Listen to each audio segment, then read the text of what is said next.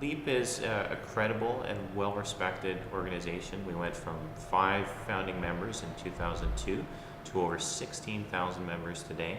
And anybody can join Law Enforcement Against Prohibition, but only a current or former member of law enforcement can actually represent the organization like I'm doing. Now, in Canada, we have a number of really credible and well-respected speakers. For example, Dennis Young is a former military police officer in Calgary, retired BC Judge Jerry Parody, Senator Larry Campbell, NDP member Libby Davis, Tony Smith, who's a retired 28-year veteran of the Vancouver Police Department. So Law Enforcement Against Prohibition is a credible group. We've lived and enforced the war on drugs, and now we're speaking out against them. And our goal, simply put, is to end the war on drugs. So we don't support drug use or abuse. We don't support or encourage breaking the law. But we recognize that a system of drug regulation would be less harmful and more ethical than drug prohibition. And there's lots of evidence to support this. You know, over the last 40 years, we've seen heavy enforcement from law enforcement agencies around the world. And in spite of that, drugs today are cheaper, they're more potent, and they're more available than ever before. So if the goal of the war on drugs is to reduce any of those things, those goals have not been met. So we need to think about alternative solutions that don't involve prohibiting these substances, but actually focus more on regulating them for adults. Take marijuana, for example. You know, the first thing that happens when you prohibit a substance, and in this case marijuana, is that you lose all control over how it is used. You don't have any opportunity to regulate it. So one of the first things that happens, for example, is that young people have access to it because they don't require any ID or any proof of age to obtain it. And you know, that's why teenagers in the United States in polls and surveys say that it's easier to get marijuana than it is to get beer. And then the second thing that happens when you prohibit marijuana is that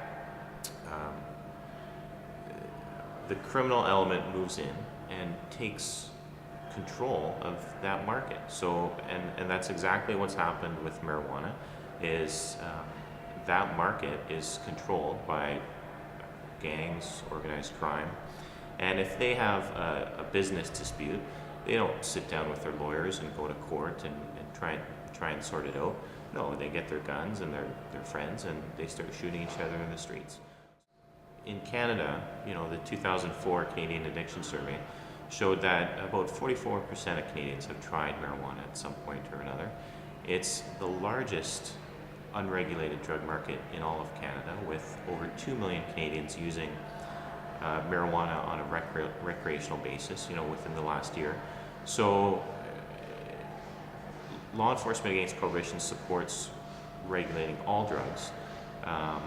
Personally, I feel that marijuana would be a good place to start, because if you legalize, regulate, and tax marijuana, then you eliminate the largest unregulated drug market in all of Canada. You would eliminate most domestic drug trafficking in Canada. You know, cocaine is a good example of how prohibition drives drugs into a more potent, more dangerous form, right? Cocaine moves from the cocoa leaves, it's used to make cocoa tea, into powder cocaine, and then into crack cocaine, right? Where it's caused all kinds of damages to people across the world. So, and there's a couple of reasons for that. When you prohibit a substance like cocaine, organized crime takes over the market, and their interest is not in the well-being of the users. You know, they're not offering these people addiction treatment or something like that when they sell it to them. They're interested in profit. They want to make money. So they want to reduce these substances, first of all, to their smallest form so that they're easy to smuggle. And second of all, they want smaller and pure forms of the substance, because that will be more profitable in terms of how they sell it. So there's a strong parallel between the situation with drug prohibition today and alcohol prohibition in the 1920s in the United States. And just like alcohol prohibition in the United States brought us stronger forms of alcohol and gang violence over control of the market, that's exactly what we're seeing in the United States and Canada today. So the bottom line is that drug abuse is not a criminal justice problem, it's a public health problem. And we need to, in our society, we need to shift our viewpoint around and make changes to our legislation to end drug prohibition so that we can treat it as a public health problem. So, I mean, a good example here in Canada, 40 years ago, contraception was legalized. So prior to 1969, condoms or any form of birth control were illegal, and advertising those things were illegal as well. In 1969, it was legalized. At the time, it was extremely controversial.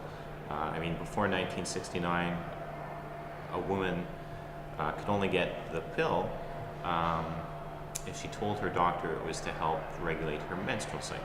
So in other words, the pill was not available for contraception. It could only be used for medicinal purposes, quote unquote.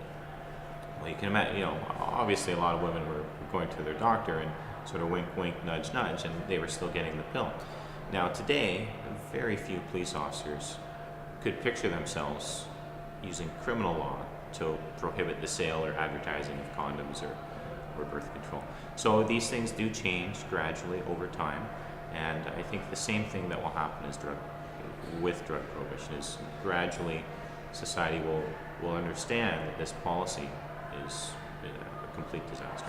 We all want the same thing. We want a public policy that results in the lowest level of drug use and the lowest level of harms from drugs. And if you actually look at the evidence and you take the time to learn about it, then it becomes clear that the unintended consequences of drug prohibition actually increase drug use, increase addiction, increase crime, death, and disease. Some people would argue that we need to take a tough justice approach to drug offenders here in Canada, and certainly there's political legislation afoot to do that. But I think really all you need to do is look to our neighbors to the south of us, and the United States takes the toughest approach towards drug users almost in the entire world, and yet in spite of that they have some of the highest drug use rates in the entire world. Iran, for example, routinely executes drug traffickers. They have the highest opiate addiction rate in the world.